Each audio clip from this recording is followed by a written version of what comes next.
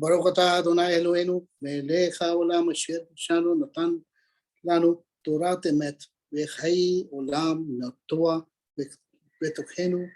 ברוך אתה אדוני נותן התורה. Blessed are you, Lord God, King of the universe, who gave us the Torah of truth and implanted eternal life within us.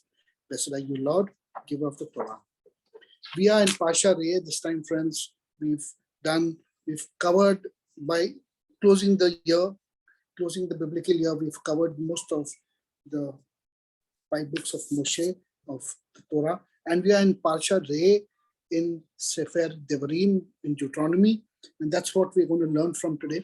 So if you all have your Torahs with you and your Bibles with you, please turn with Parashat that starts with, let me see, chapter 11, verse 26 onwards. Yeah, it starts from 26 onwards in chapter 11 of Devarim of Deuteronomy. Incredible chapter. One of the biggest Torah portions of all the 5 books of Moses. Packed with most of the mitzvot you see in the Torah, all the commandments and everything that you actually come across. This portion is packed with all of it. Now, last time we seen in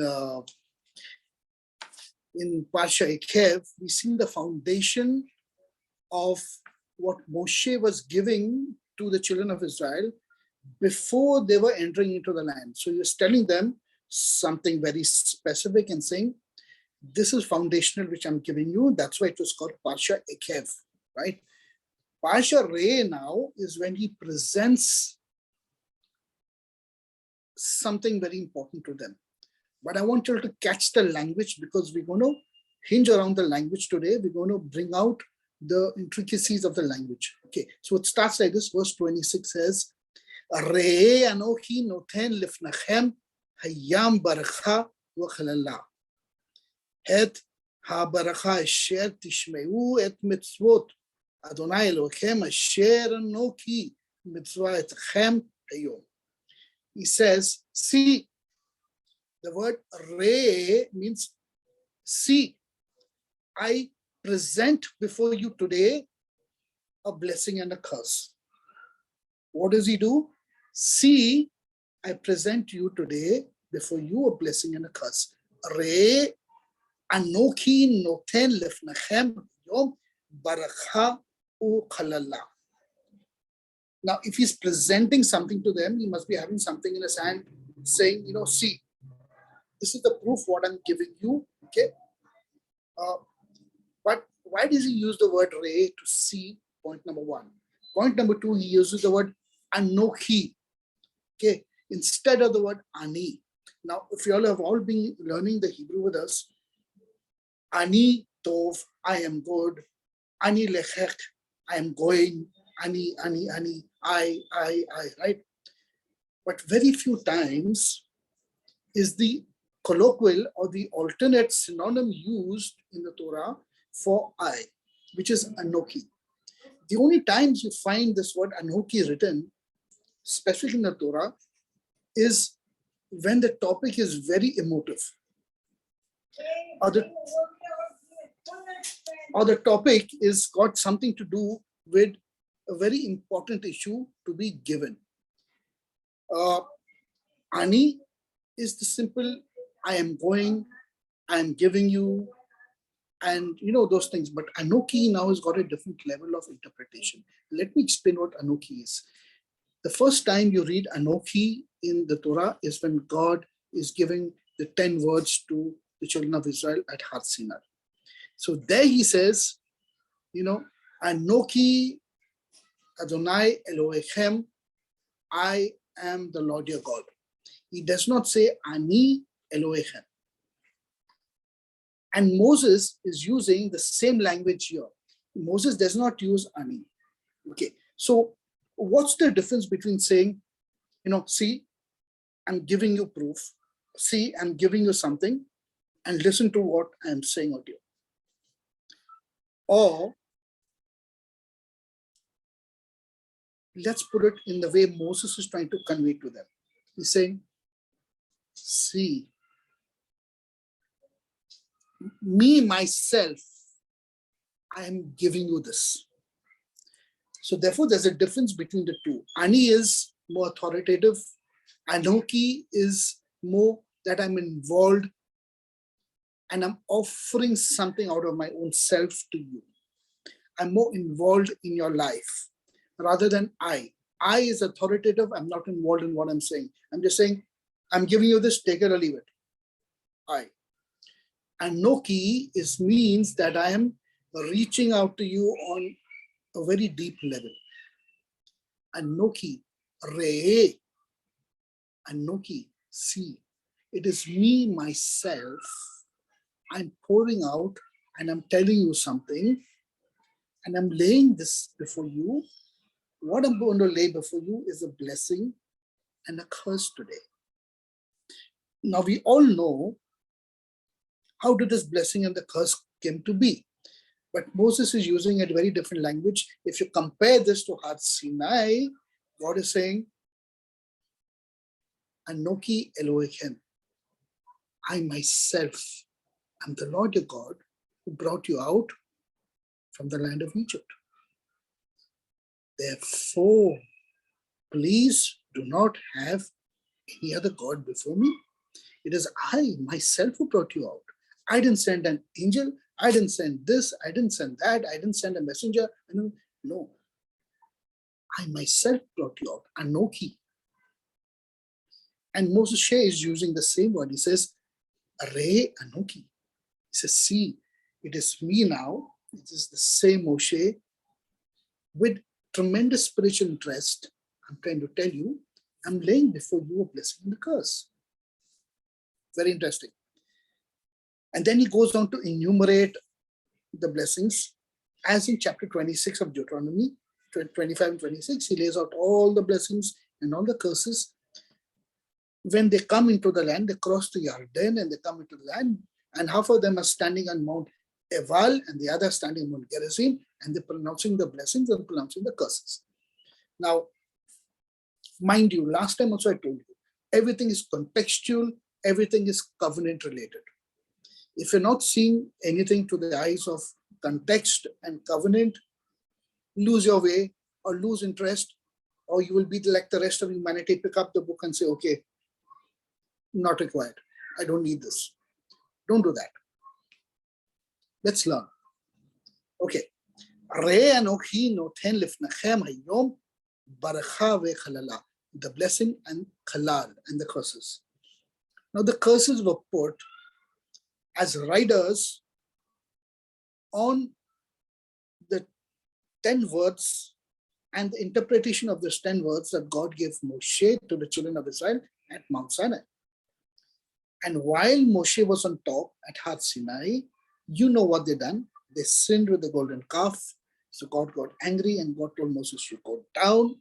They have sinned and they've corrupted everything. So Moses comes down, he breaks the two luchot, the tablets, he grinds them, you know the story. Then he goes back on top for 40 days and he pleads with God. He says, Lord, please forgive them. God says, step away. Just leave me on my own. God is so angry. He says, just leave me at the side. I will destroy these people in a second. Moshe, metaphorically, is literally catching God's hand and saying, you can't do it. You can't do it. Don't even try doing this. Metaphorically. He's pleading in a sense, God, you can't do this. Because if you do this, and you destroy these people, no matter what they've done and what they are doing, and no matter what they're doing even till today, if you destroy them, the world is going to look at you in a very different light. They'll say, the God that promises that doesn't deliver. Who can I trust him? Don't do that. It's amazing that Moshe is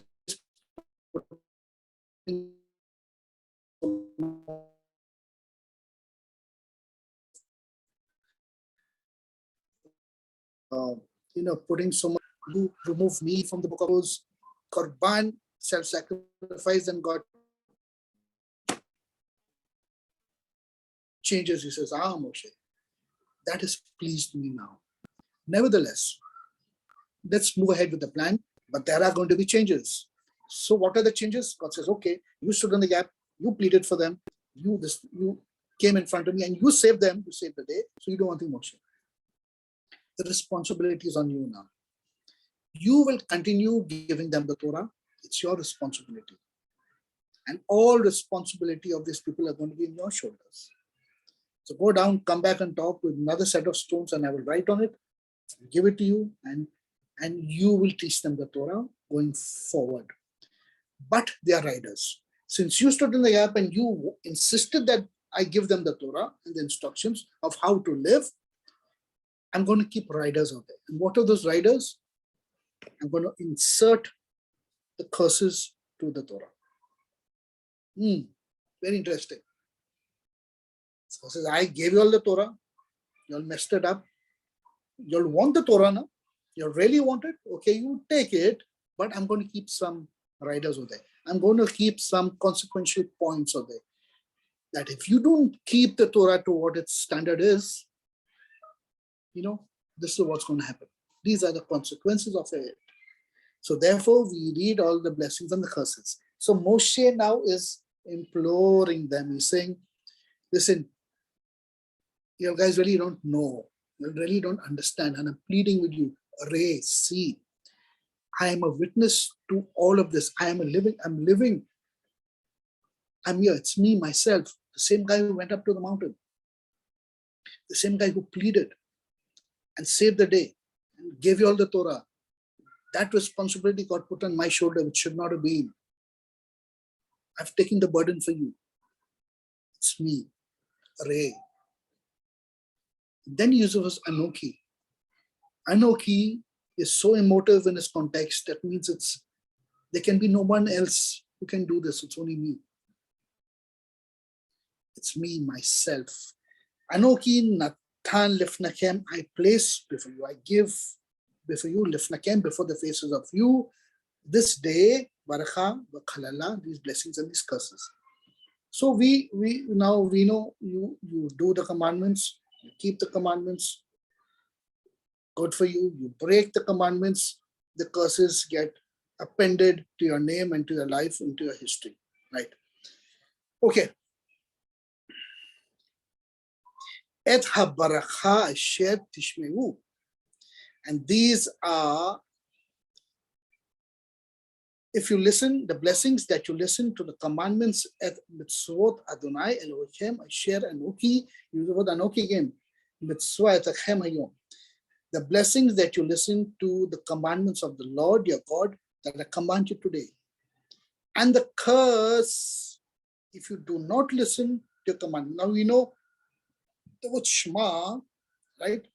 Tishme'enu, the word Shema, it doesn't mean to just take into the ear and say, okay, I've listened to you. It means that I need to be proactive in hearing. That means I hear, I internalize, and I act upon it. And I practice the commandments, and through the commandments, I'm redeeming time every second of my life. And every second of my life, what I'm doing, I'm blessing God, and I'm devkut, I'm cleaving to Him. That means every second of my life is a cleaving to the eternal. It's a cleaving to the eternal. Tremendous. It's very tremendous. Because it is only when you redeem every second of your life, by cleaving to God, you are really redeeming time. And that's the highest level of yaqid, right? Oneness. You're practicing the Shema. Shema Israel, oneness. And the curse, if you do not listen to the commandments of the Lord your God, and you stray from the path that I command you today to follow gods of others that you did not know. This is the verse that really, picks you up. Now, verse 29. Tremendous verse. Vehaya ki Yaviecha. When I look at this word Yaviecha, it comes from the word bo. come.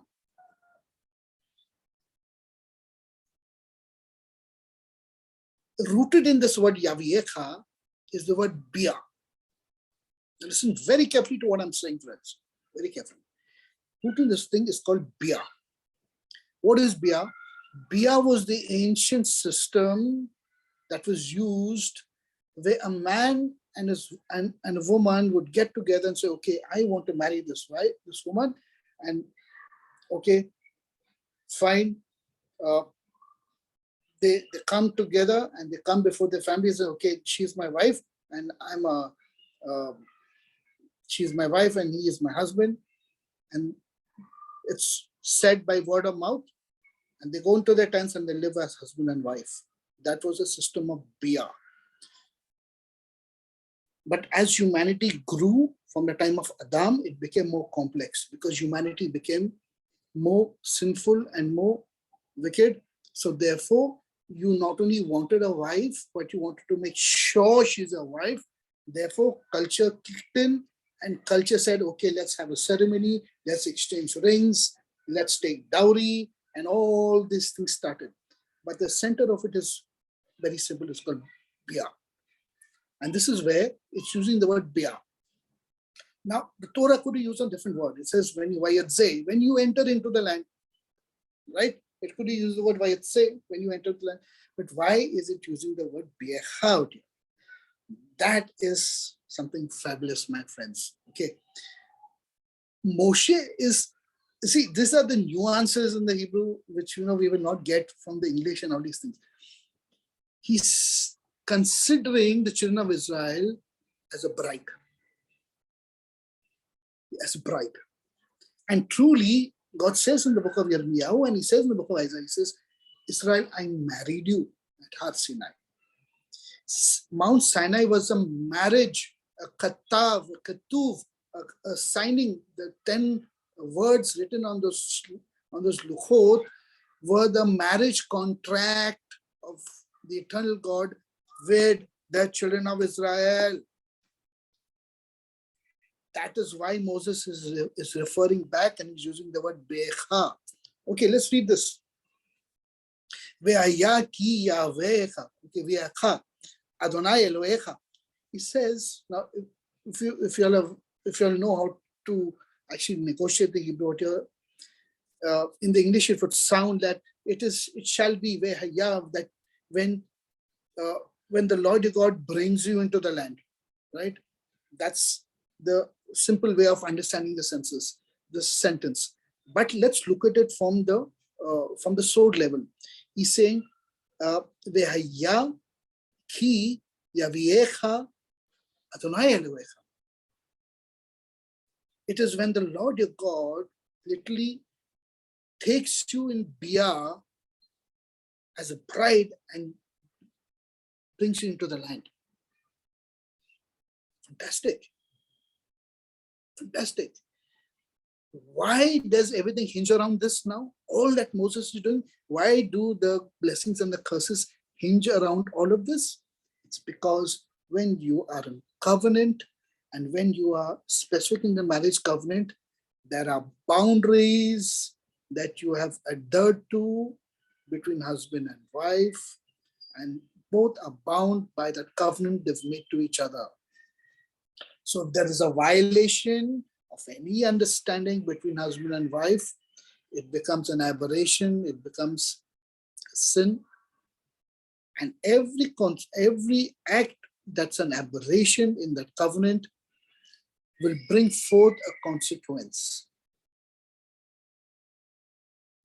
So Moshe is reminding them, saying, listen,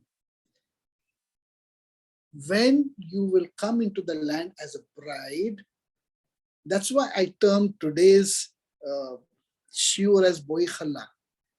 Come, O bride. Okay, but the nuance is all in a text audio. Come, O bride, Boi Kalah.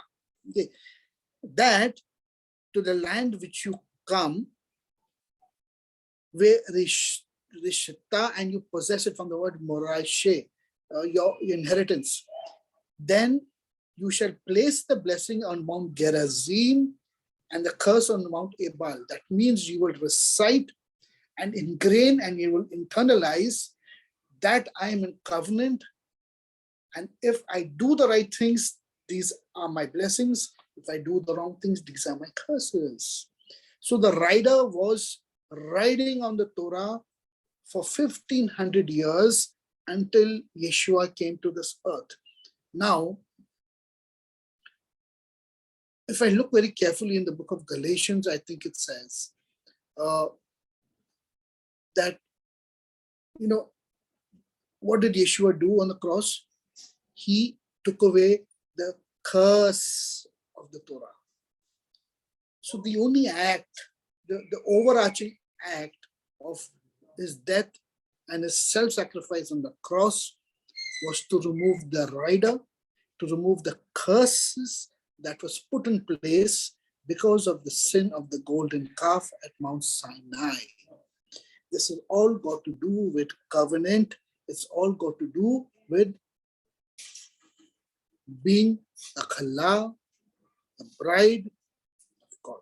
Okay, so how does God now negotiate bride, bridegroom, preparing a bride in context of, where we're living today in the modern world? What is God raising up? The ultimate goal is that God has to bring in people from the nations. He has to bring in people from the nations. The pilot project and the preemptive, the first fruits were meant to be the nation of Israel, God's people who chose to bring in this rectification, and they have a certain role to play in the rectification of this world. So please listen to them, because they're the original bride, they're the first bride. Everybody wants to be the second and the third bride, but there is no second and third bride. There is no second wife and third wife. God does not have wives. I'm amazed how people go around, replacing everything. It does not happen. Yeshua came to remove the curses of the Torah. Book of Galatians. Check it out, read it out. You'll find the reference, I'll give it to you. But the Torah still remains.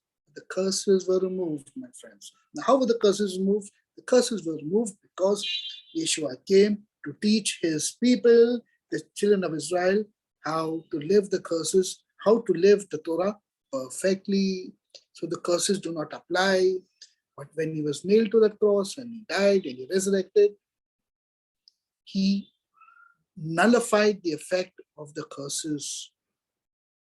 But those who follow in his footsteps only, those who do not follow in his footsteps and don't know how to keep the Torah, the curses are still applying. Still applying. But we from the nations don't know this, because this covenant was not made with us. This covenant was made with the children of Israel 3,500 years ago, my friends. Tremendous. Okay, let's keep reading. Let's keep reading.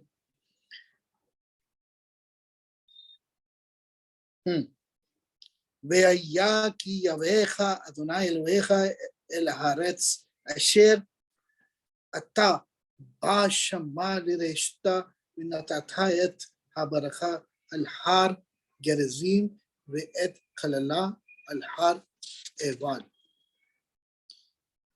הלא המה בעבר הירדן אחרי דרך מבוא משמש בארץ הכנעני הישב.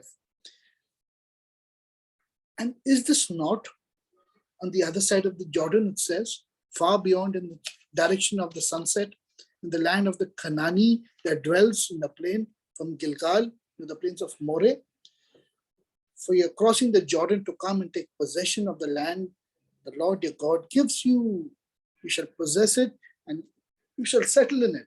You shall be careful to perform all the decrees and the ordinances that I present you today. Why? Because one, you are in covenant. I'm talking about the children of Israel. Two is that we're entering into a place that belongs to God himself. The land of Israel belongs to God. And he wants to keep that small piece of real estate for himself. He's not interested in putting his seat in, in, in somewhere in South America or in Canada or in Australia. He's not interested. He is interested in that small land of Jerusalem, of Israel, and that Jerusalem where he put his name and his place, and he said, this is where I will put my name and I will see, and this is my inheritance. So if he's going to be there in the midst of Israel, the children of Israel have no other option but to keep the Torah, because these are his instructions. You realize, even as a bride, there are no commandments between a husband and wife. There cannot be commandments. Mitzvah, what we term as commandments, comes from the word sava, instructions. Siva, instructions. So therefore, there is an understanding of instructions between the husband and the wife. Husband says, I like egg for breakfast. Can you please make sure that my breakfast is, involved with eggs frequently, because that's what I like, right? Can you keep that in mind? Sure. Yes. The wife says, I like fruits. So whenever you're going to the market, please pick up fruits for me. Yes. Noted. Simple instructions. The 10 words were very simple instructions God gave. He said, Anoki Elohim, I myself am the one who brought you out from the land of Egypt. Please don't have any other God before you.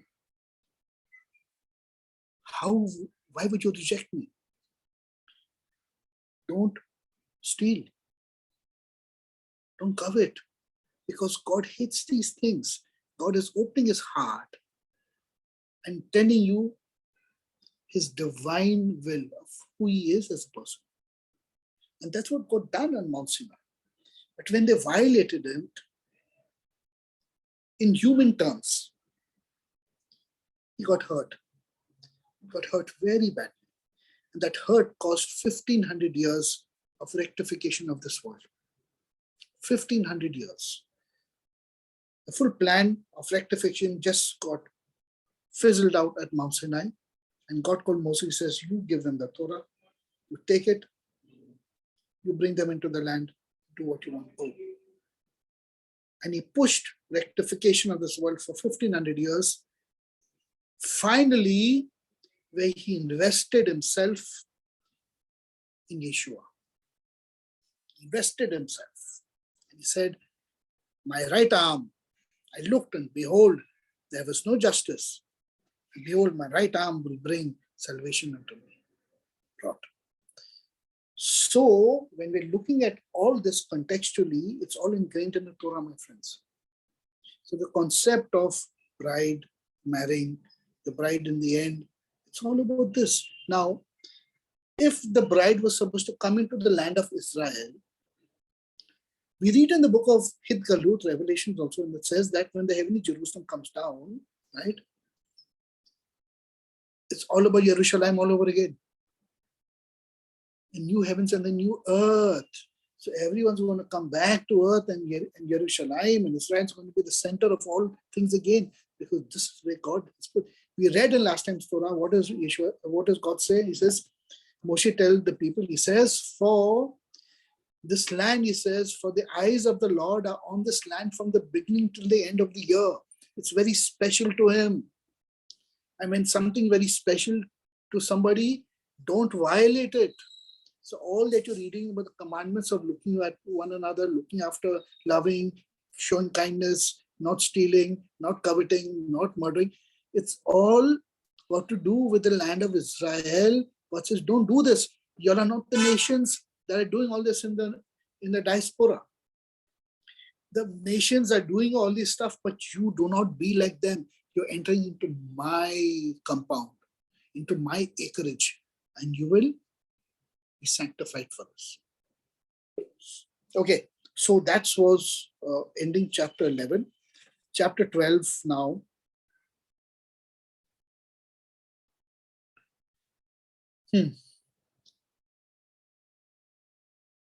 Ele hakukim v'hamishpatim asher tishmeron la'asot be'eretz asher natan Adonai Elohai avotecha lecha lireshta kol hamayim asher atem hayam al ha'adamah. These are the chukim. These are the just do it, don't ask questions. And the mishpatim, ordinances. That means these are the verbal decrees that have come out from my mouth, that you shall observe to perform in the land the Lord your God has given your forefathers. To take charge of it, possess it, all the days that you live on the land. You shall destroy all the places where the nations from whom you shall take possession worship the gods. So basically this chapter is about idolatry. Once you're in covenant, you cannot play the harlot outside. This is what I think Rav Shaul also talks in the book of Corinthians, right? He talks about this very, very strongly, that you cannot be partakers of the Lord's table and everything else. Be very careful. It's all here, my friends. Everything's here. You shall not do so to the Lord your God, rather only at the place that the Lord your God will choose from all your tribes, in a place, his name, there you shall seek out his resting place. One second, now this is very confusing. God has a resting place? What? What do you mean? I know human needs to rest, but why does God need a resting place? Ki im el hamachom asher yebachar Adonai Elohechem mechol sheftachem la shum et shmo sham veshachenu tidrashu vebata shema. And you shall seek out his resting place and come there. And there you shall bring your olah offerings and your sacrifices and your tithings and what is raised of your hand, your vows, your nedarim, and your vow offerings and all your feeble offerings and the firstborn of your cattle and of your flocks. You will bring it to the place that God has designated to be the seat of his government. Here on earth. It's amazing, everybody wants to run to heaven. You shall eat there before the Lord your God, and you shall rejoice in all that you have undertaken, you and your household, as the Lord your God has blessed you.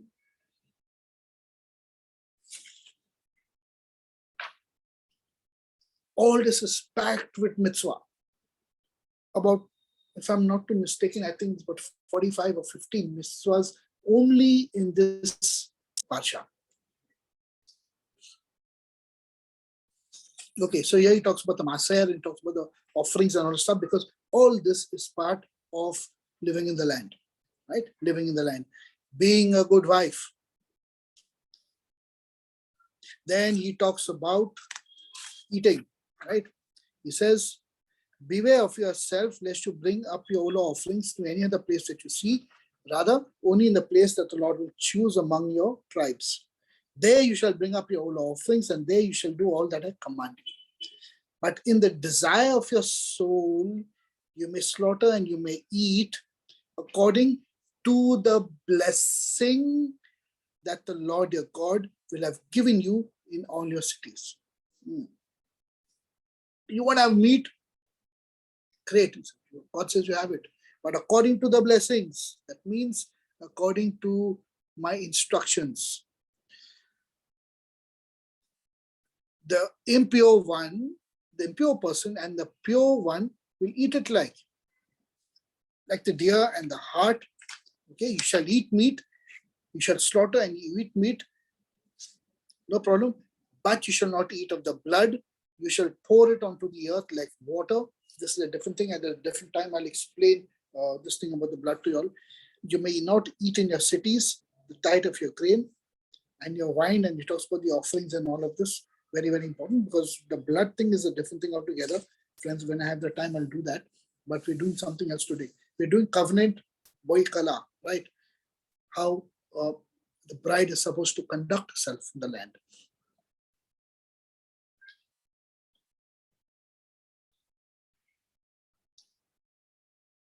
Okay, this is all about the sacrifices, and he talks about the blood and the meat. Verse 28, safeguard and listen to all these matters that I command you, in order that it be well with you and your children after you forever, when you do what is good and what is right in the eyes of the Lord your God. When the Lord your God will cut down the nations to which you come and take possession from them before you. Beware of yourselves lest you be distracted by them after they have been destroyed before you. He says, be careful, don't follow the customs, don't become like them, don't look outside your home. This is your home. And as long as you're keeping the integrities of this covenant, you're going to do good.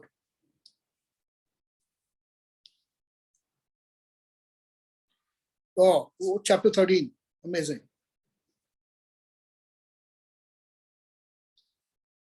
Et kol hadavar asher anoki mitzvah. Here again, he's using the word anoki. He says, this et kol, everything that I'm saying here today, this entire matter which I'm saying out here, I command you, you shall guard this now. Guard it very carefully. And you shall not add to it, nor shall you subtract to it. That means what he's trying to say is you shall not weaken the strength of this, what I'm telling you today, nor shall you over strengthen it to the extent that is not required. Okay. If they should stand up in the midst a prophet or a dreamer of a dream, and he'll give you a sign or a wonder, and the sign of the wonder comes true, which he spoke to you, saying, let us follow the God of others that you did not know, we shall worship them.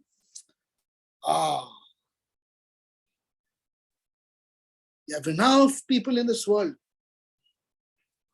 that diverts from the Lord God, but gives you something else. Oh, I seen an apparition. Wonderful, beautiful. That is our God. You have wonderful things. Miracles are being performed. But, at the end of the day, you have to look very carefully. Is it the Lord your God? Or is it somebody else? Torah saying miracles will happen. Signs and wonders will come true. But you have to test whether it's really from God or some other apparition. You're foolishly, blindly following because it's an apparition, because it's a miracle, because it's this, because be very careful, Moses says. Do not hearken to the words of that prophet or to that dream of a dream. Give me 1 second. I thought prophecy is only about being biblical and with God. Even the nations have their own prophets. Balaam was a prophet of the nations. So even the nations outside have their own prophets. And they have the spiritual things that they do. Do we have to become like them? Do not hearken to the words of the prophet or to the dreamer of a dream, for the Lord your God is testing you. If it is not the Lord your God, if it is somebody else out there that you see, be careful.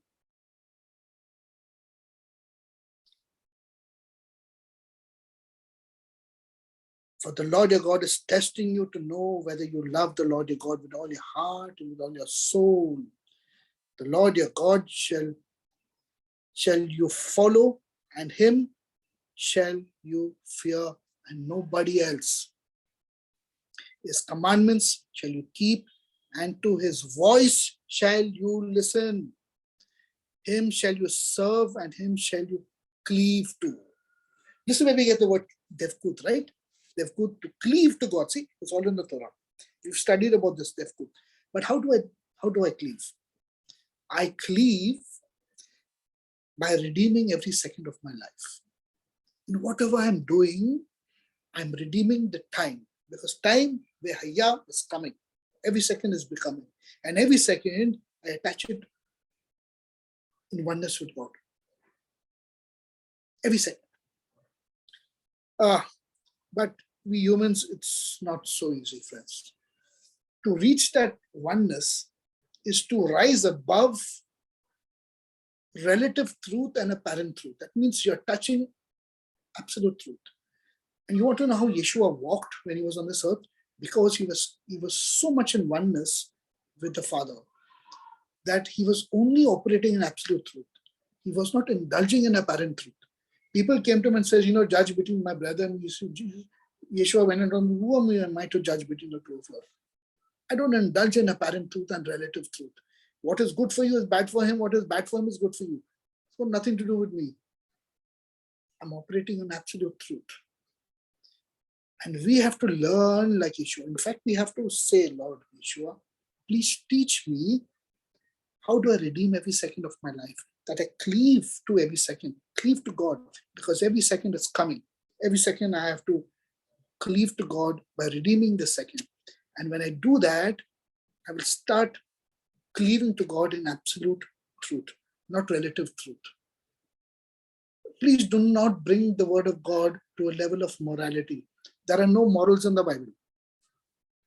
Traditional church for 2000 years have said, good morals, good character, good this, Jesus was a good man.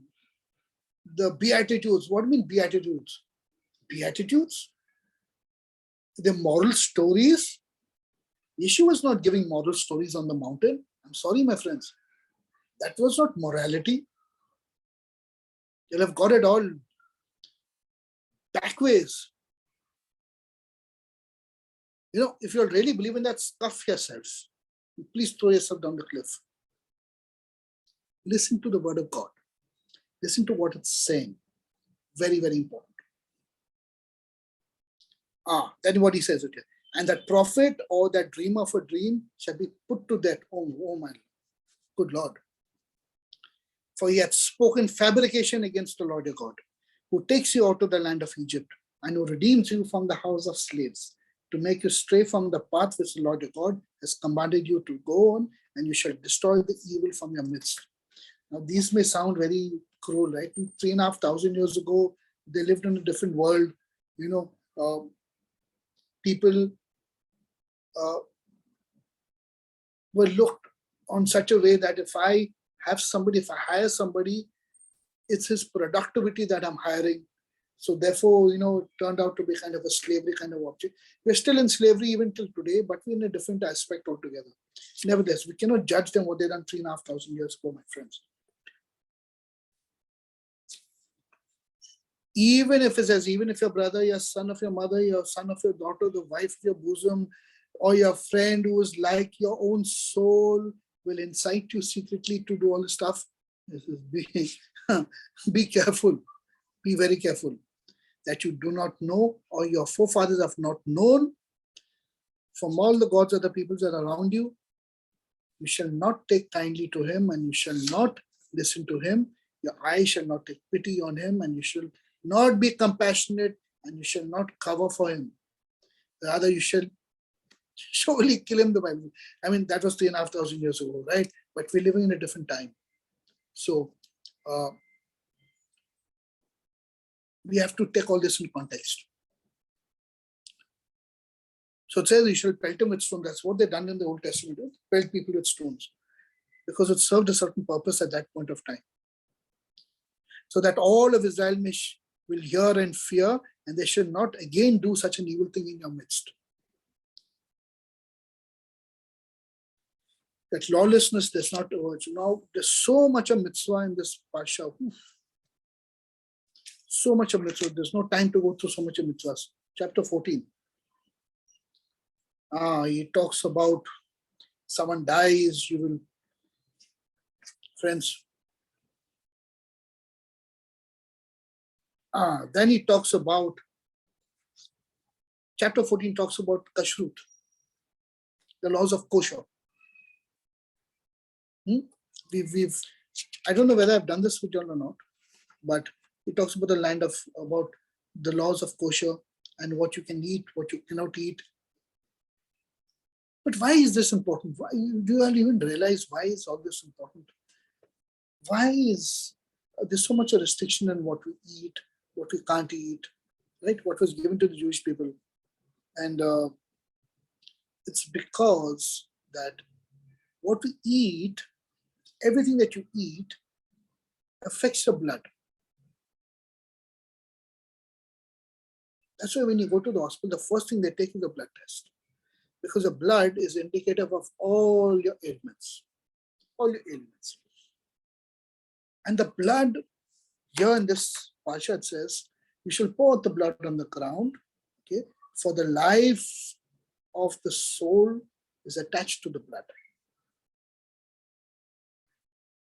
It is attached to the blood.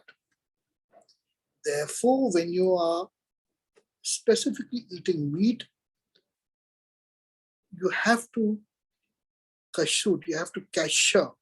Means you have to make it kosher before you eat any kind of meat. Now, I know a lot of people who have become vegetarian, and it's great. I mean, I wish I can become a vegetarian. I just can't. It's very difficult for me. Therefore, kashrut is the only way. But why is kashrut important? Eating important? Because when you eat impure things, your blood becomes impure. Your blood becomes impure, it directly affects your nefesh, because the life of the nefesh is in the blood, the Bible says. And when your blood is impure, your nefesh, your animal soul, gets strengthened with all the impurities of creation. You're not able to rise above spiritually to reach that level of oneness with God. So you're completely dulled out because your blood is imperfected. Now, knowing this, that is why we got the great transfusion, right? God gave us this thing of the great transfusion, that rectifying that blood. But God has given us a chance saying, you eat the right things, eat according to the Bible, the good things, keep your blood to a level of purity and suppleness. It will absorb divine qualities. You'll be able to reach a much higher level in knowing and in cleaving to God. So that's the gist of it. It's a different study altogether, friends. I'm not going to get into all this stuff. And then he gives a full list of birds, animals, what you can eat.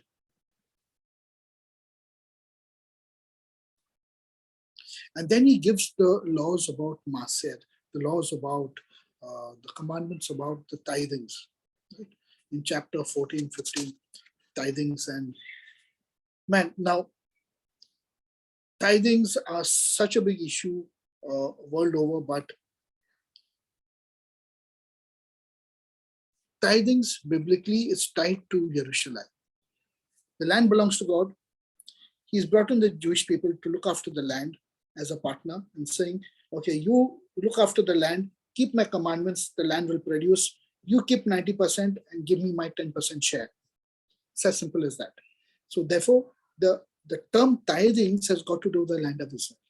For those who are not in the land of Israel, the Jewish people who are not in the land of Israel, suppose they're in America, Australia, or Canada, whatever, their earnings, they will give in their earnings via kesef, via money, okay? Because they're not connected to the land, but they will give their free will offerings, this thing, and they will consider as tithes. Now, for us as the nations, we have to give freely as free will offerings. Free will offerings. If it's in your heart to give a free will offering, give. Don't say I will give 2% and 3% and 10%.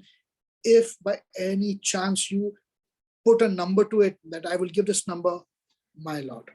That is a Shiva, and that is a neder, that's a vow you have taken, and God help you if you break that vow.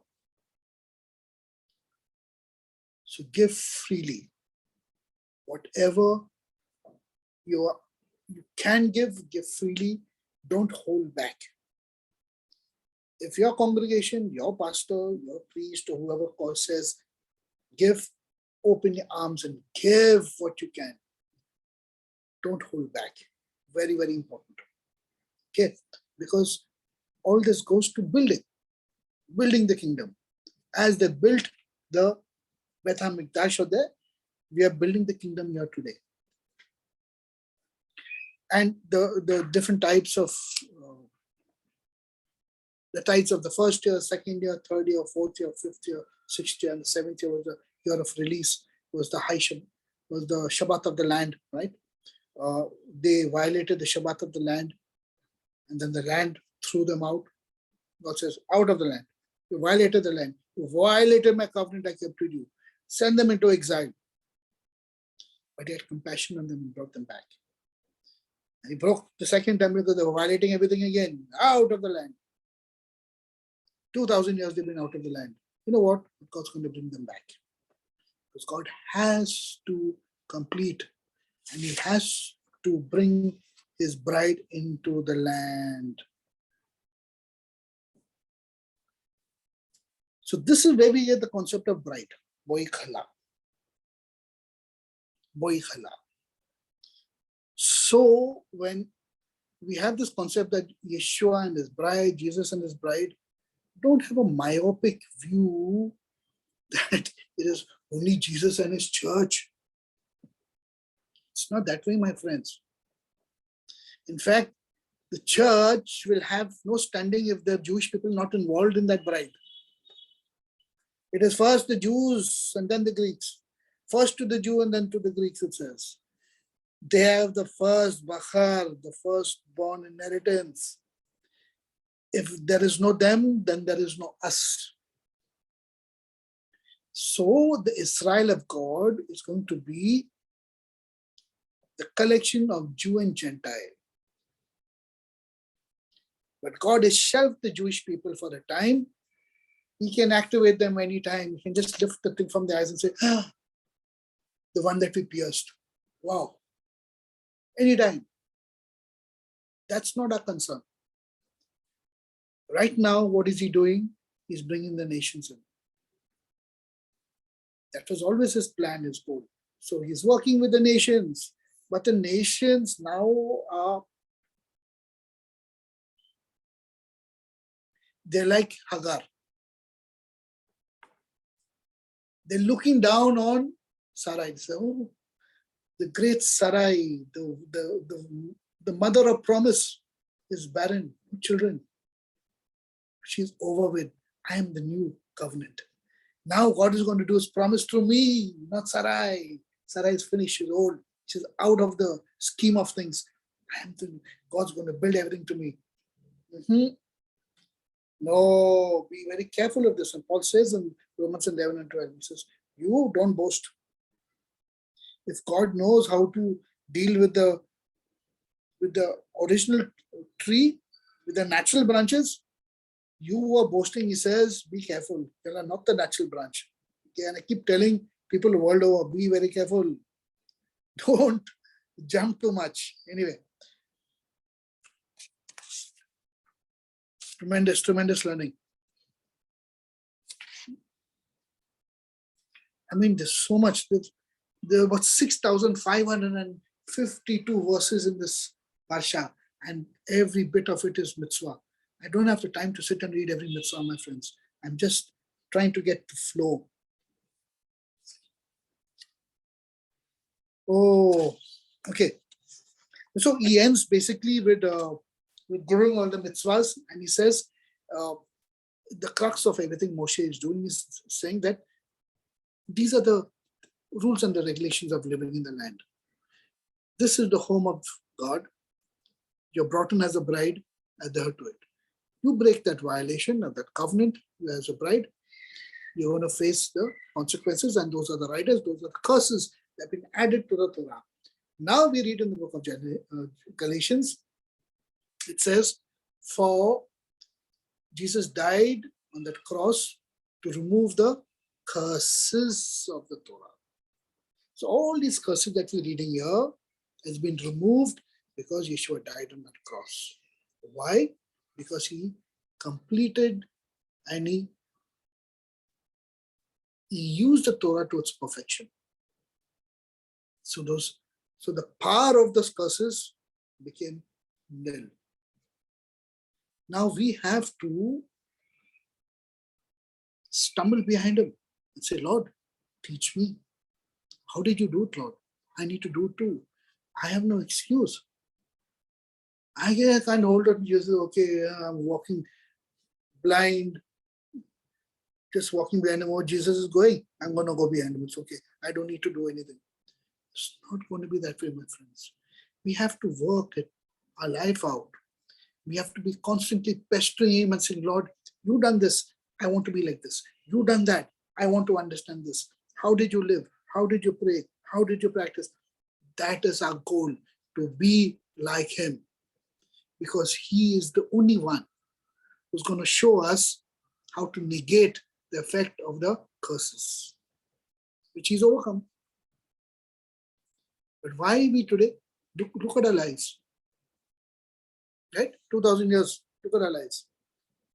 Divorces, marital problems, financial problems, children problems, in-law problems, all the problems. Why? Does anyone have an answer to all of this? Our leaders for 2000 years have been lying to us. Open our eyes and just ask the Lord, Lord, you open my eyes today and just show me, Lord, how do I follow after you, Lord Yeshua? So that I can at least be relieved that these curses don't apply to me anymore. I know you've overcome it on that cross, but it needs to apply to me also, to you and to me. Okay, so friends, keep this very, very important lesson that we learned today in Parashat Re'eh and understand Anoki, understand what Moses is doing with them. Okay, please don't take anything out of context. Don't take anything out of and form new theologies, what people have done all the time. Don't do that. Okay, humble yourselves and say, Lord, you teach me. Lord Yeshua, you teach me that I need to come into this rest. Okay, I'm not spoken about the rest. I don't have the time about the menucha. But God bless all of you all. Shabbat shalom, and I'll see you all next weekend. Please join us for prayers in the morning. If you all have time, please do come. It's Shabbat prayers in the morning. God bless. Shabbat shalom. The recording off.